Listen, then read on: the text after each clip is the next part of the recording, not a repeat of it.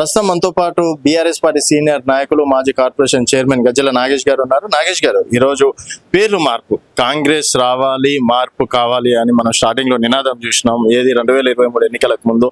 So ఈరోజు 18 నెలలుగా మేము మార్పు చేస్తున్నామని వాళ్ళు అంటున్నారు. మరి మార్పు మొదలైందని చెప్పేసి అనుకోవచ్చు.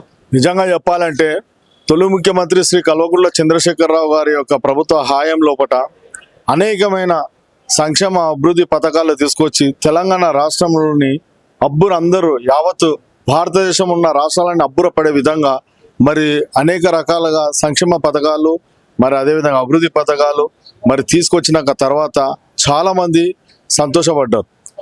అయితే ఏదైతే మనము పింఛన్ల విషయంలో కానీ, రైతు బంధు విషయంలో కానీ, రైతు బీమా విషయంలో కానీ రకరకాలుగా మరి ఏవైతే తొలి ముఖ్యమంత్రి శ్రీ కల్వకుంట్ల చంద్రశేఖరరావు గారు మరి ఇచ్చిర్రో, తీసుకొచ్చిర్రో, దానికంటే మేము డబల్ ఇస్తామని చెప్పేసి, దానికంటే మేము చాలా బాగా చేస్తాం, చాలా మార్పులు తీసుకొస్తాం అని చెప్పేసి తెలంగాణ ప్రజలను మభ్యపెట్టి ఆ రోజుల లోపల 6 గ్యారెంటీలు చెప్పేసి అర గ్యారెంటీ ఇవ్వకుండా, అర గ్యారెంటీ చేయకుండా మరి మేము మంచి మార్పులు తీసుకొస్తామంటే నిజంగా ప్రజలు నమ్మిరు.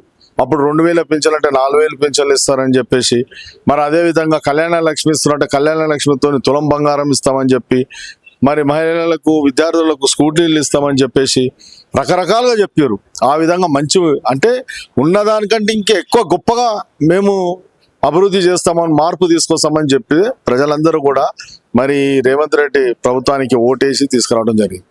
మరి తీరా ఈ కాంగ్రెస్ ప్రభుత్వం వచ్చిన తర్వాత, రేవంత్ రెడ్డి గారు ముఖ్యమంత్రి అయిన తర్వాత ఇక నా మార్పు చూడు అని చెప్పేసి ఏదైతే కేసీఆర్ గారు తీసుకొచ్చిన అనేకమైన ప్రజల యొక్క వారి యొక్క అభివృద్ధికి మార్పు తీసుకొచ్చిండో, మరి ప్రజలకు మేధావులకు సంబంధించిన అన్ని విషయాలను పరిగణలో తీసుకొని తెలంగాణ రాష్ట్రంలో పడ మార్పు తీసుకొస్తే, ముఖ్యంగా తెలంగాణ తల్లి విగ్రహం నుండి మార్పులు స్టార్ట్ అయిపోయింది. ఏ విధంగా అంటే మన తెలంగాణ తల్లి విగ్రహం లోపట మన తెలంగాణ సంస్కృతి, మన తెలంగాణ పద్ధతులు అన్నింటినీ కూడా ఇన్మడింపజేసే విధంగా ఆ తెలంగాణ విగ్రహం లోపట మరి మనం అందరం ఆడుకునే బతుకమ్మను, మరి తెలంగాణ తల్లి విగ్రహం ఒక చేతి పైన బతుకమ్మను పెడితే, మరి ఈ ప్రభుత్వం వచ్చినాక తర్వాత మన కాంగ్రెస్ పార్టీ యొక్క ఎన్నికల గుర్తు మరి హస్తం గుర్తును పెట్టేసి ఆ బతుకమ్మను తీసుకొచ్చి ఆ విధంగా తెలంగాణ తల్లికి ఏవైతే ఆభరణాలు ఉన్నాయో అన్ని ఆభరణాలను దోచేసుకొనేసి కేవలము మరి బీద తెలంగాణ తల్లి విగ్రహంగా మరి ఆ రోజు మరి చేతి గుర్తును పెట్టి మరి తీసుకురావటం అదొక మార్పు.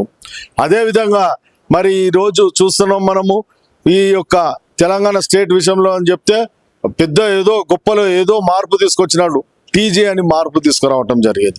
మళ్ళీ అదేవిధంగా మరి నిన్నగాక మొన్న మనం అందరం చూస్తున్నాం, మరి పేదల యొక్క కడుపు నింపటానికి కేసీఆర్ గారి యొక్క సహాయ సహకారాలతో మరి అన్నపూర్ణమ్మ క్యాంటీన్స్ అని చెప్పేసి పెద్ద ఎత్తున తీసుకొని పెడితే, ఈరోజు ఈ ప్రభుత్వము ఇందిరమ్మ పేరు మీద మరి క్యాంటీన్లు మరి ఓపెన్ చేస్తున్నాం అని చెప్పి మరి మార్పు తీసుకొచ్చాం. ఇదా మార్పు ప్రజలు కోరుకున్నది? నాయనా, ప్రజల లోపల ఆకలిని నువ్వు దూరం చేసి కట్టుకునటానికి, ఉండటానికి ఇల్లులు నిర్మించేసి మరి వారి యొక్క సంక్షేమ అభివృద్ధులకు నువ్వు తోడ్పాటు ఇచ్చేసి, నిరుద్యోగులకు నిరుద్యోగ వృత్తి ఇచ్చేసి మరి ఆ విధంగా నువ్వు మార్పు తీసుకొస్తావంటే ఏమీ లేదు, సున్నా. టోటల్ ఈ ప్రభుత్వం 18 నెలలు వచ్చేసి ఎలాంటి మార్పులు సంక్షేమ పథకాల వైపు లేక, ఉన్న యొక్క అభివృద్ధి పథకాలని అన్నింటినీ కూడా వాటిని పేర్లు చేంజ్ చేసుకుంటూ ప్రజల లోపల చీకారులు తింటుకుంటూ మార్పులు తీసుకురావటమే ఈ యొక్క రేవంత్ రెడ్డి గారు. ఏం చెప్పాలి, ఇప్పుడు ఈ రోజు ఎలక్షన్లు పెట్టిన ప్రజల లోపల ఉవ్వెత్తున వచ్చేసి మరి అందరు కూడా పోలింగ్ బూత్ దగ్గరికి వచ్చేసి ఓట్లేసి ఇప్పుడే ఈ కాంగ్రెస్ ప్రభుత్వానికి బుద్ధి చెప్పేసి ఇమ్మీడియట్లీ బీఆర్ఎస్ పార్టీకి మన కేసీఆర్ గారికి ముఖ్యమంత్రిగా పట్టం కట్టడానికి ఇప్పుడు సిద్ధంగా ఉన్నారు. ఇంకా అప్పుడే ఇక్కడ ఇప్పటిదాకా 18 నెలలు తీసుకొనేసి మరి ఇప్పటిదాకా పరిపాలన మీద పట్టు లేకుండా, అధికారుల మీద ఎలాంటి కూడా అవగాహన లేకుండా నడుస్తున్న ప్రభుత్వం లోపల ఇంకెక్కడ వస్తుంది, ఇంకెక్కడ తీసుకొని వస్తావు? ఇప్పుడైనా కనీసం నువ్వు ప్రజల లోపల వెళ్ళు, ప్రజల లోపల ఏ విధంగా వ్యతిరేకత ఉందో తెలుస్తుంది. నువ్వు ఈ రోజు ఇప్పుడు స్థానిక సంస్థల ఎలక్షన్లు వచ్చినాయి కదా, తప్పకుండా నువ్వు పెట్టి చూడు. మళ్ళీ ప్రభుత్వము గౌరవ హైకోర్టు ఇచ్చిన ఆదేశాలను 30 రోజుల్లో నువ్వు సెప్టెంబర్ లోపల పెడతావు అనుకున్నావు కదా, పెట్టు. మళ్ళా మీరే అది ఆపే ప్రయత్నం చేస్తారని కూడా తెలుసు ప్రజలకు. ఏదేమైనా కూడా ఎప్పుడు ఎలాంటి ఎన్నికలు వచ్చినా కూడా ప్రజలు తగిన బుద్ధి చెప్పడానికి సిద్ధంగా ఉన్నారు. బీఆర్ఎస్ చేస్తారా? 100% బీఆర్ఎస్ ప్రభుత్వంలో చేసిన అనేక సంక్షేమ అభివృద్ధి పథకాలు ప్రజల లోపల గుండెల్లో నిలిచిపోయినాయి.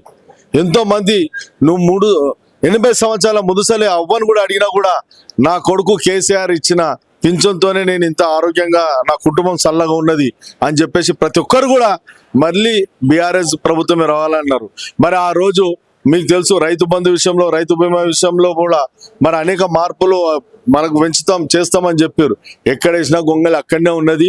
కనీసం కేసీఆర్ గారు ఇచ్చిన సంక్షేమ పథకాలు సక్రమంగా నడిపితే చాలు ఈ ప్రజలందరూ కూడా కనీసం ఆ విధంగా చూసి అన్నట్లు ఉంటారు. కానీ ఏదేమైనా కూడా తప్పకుండా బీఆర్ఎస్ పార్టీ వైపే ఉన్నారు. మళ్ళీ కేసీఆర్ గారి ముఖ్యమంత్రి కావాలి, బీఆర్ఎస్ పార్టీ రావాలి అని అనుకుంటున్నారు.